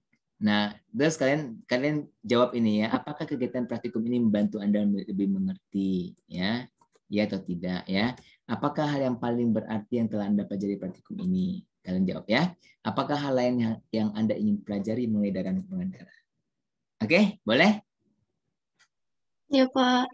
Ya, panjang sekali ya. Saya Jun udah capek juga. Nggak tahu kalian capek nggak, saya capek ya. Oke, terima kasih semuanya. Sampai ketemu lagi dalam kuliah kita hari Kamis ya. Oke, sebelum keluar, jangan keluar dulu, kita mau foto dulu. Foto dulu.